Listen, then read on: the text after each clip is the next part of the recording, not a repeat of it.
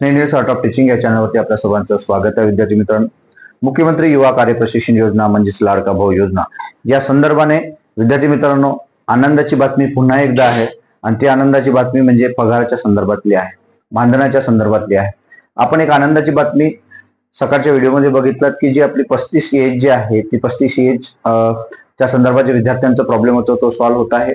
आणि दुसरा विषय म्हणजे काय, तर दुसरा विषय विद्यार्थी मित्रांनो आपला 11 महिने कंत्राटीचा जो काही आपण मागणी होती आपली, तर आपल्याला काय परमनंट जॉब नाही पाहिजे, तर आम्हाला 11 महिन्यांनी रिन्युअल होऊन आम्हाला तो जॉब पाहिजे, ही एक मागणी म्हणजे एकनाथजी शिंदे यांनी आपल्याला डिमांड केलेली मागणी आपल्याला पूर्ण करण्यासंदर्भात ते बोलले होते. मग हा जो पगाराचा विषय जो आहे, हा पगाराचा विषय अजूनही विद्यार्थी कमेंटमध्ये देतात की सर आमचे पगार कधी होणार ते सांगा.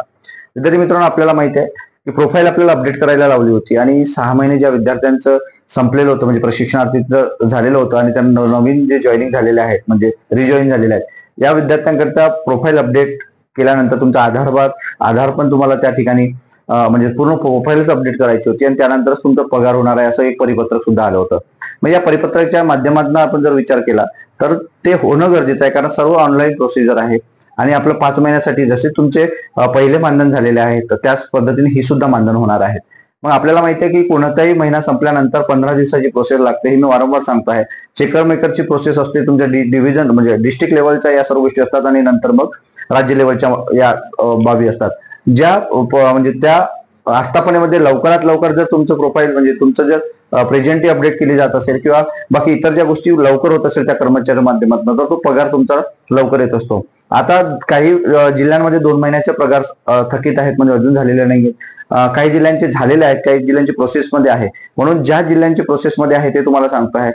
नागपूर जिल्ह्याचाही प्रोसेसमध्ये आहे, येत्या 2 ते 3 दिवसांमध्ये हा पगार होणार आहे, मानधन होणार आहे. त्यामुळे ही आनंदाची वार्ता आहे विद्यार्थी मित्रांनो आपल्यासाठी की जे 2 महिन्यापासून थकीत असलेलं जे वेतन आहे ते तुमचं होईल. जे नवीन विद्यार्थी रिजॉईन झाले होते त्यांचा सुद्धा प्रश्न आहे, ते त्यांचे 3-3 महिन्याचे पगार म्हणजे मानधन झालेले नाही आहेत. काही असे विद्यार्थी 4 महिन्याचे मानधन नाही आहेत, तर तुम्ही विद्यार्थी मित्रांनो त्या आस्थापनाला भेट देणं गरजेचं आहे. आस्थापनामध्ये तुमचा विषय सॉल्व्ह होत नसेल तर तुम्ही सहाय्यक आयुक्त जे म्हणजे काही आपले मुख्यमंत्री युवा कार्य प्रशिक्षण म्हणजे कौशल्य विभागाचे जे आयुक्त आहेत त्यांना तुम्हाला भेट देणं गरजेचं आहे.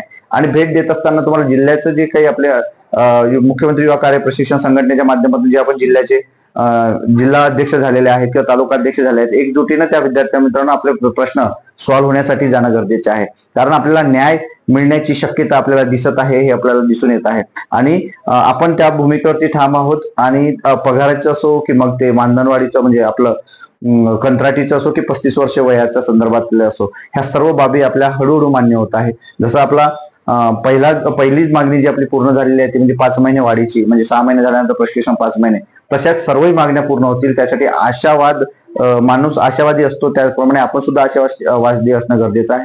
आणि त्याच माध्यमातून आपल्याला जे काही आता भरती होणार आहे किंवा जे नवीन विद्यार्थी येणार आहेत त्यांच्यासाठी पण या महत्वाच्या बाबी असणार आहेत की जेवढे विद्यार्थी यातून निघून जातील तेवढ्या नवीन विद्यार्थ्यांना सुद्धा या ठिकाणी संधी मिळणार आहे. या संधीचं सोनं करायचं आहे, एकजुटीने सोबत राहायचं आहे. मग मानधनाचा विषय असो की इतर कोणताही विषय असो, तर एखाद्यावर अन्याय होत असेल मग युवा कार्य प्रशिक्षणार्थींवरती, तर सर्वांनी एकजुटीने राहून प्रश्न सोडवायचा आहे. विद्यार्थी मित्रांनो हेच आजचं अपडेट होतं जे पगाराच्या संदर्भात. नागपूर जिल्ह्याचा पगार आहे तर येत्या 2 ते 3 दिवसात होणार आहे. इतरही जिल्हे पालघर जिल्हा असेल, जळगाव असेल, त्यांचे पण 2 ते 3 दिवसामध्ये होणार आहेत. पण इतर जिल्ह्यांना आपल्याला भेटी द्यायची आहे, जी माहिती आपल्याला मिळाली ती माहिती आपल्या समोर सांगितलेली आहे. विद्यार्थी मित्रांनो हे अपडेट आपल्याला कसं वाटलं हे नक्की कमेंट बॉक्समध्ये कळवा आणि अशाच अपडेट करता माझ्या या चॅनलला सबस्क्राईब करा. धन्यवाद.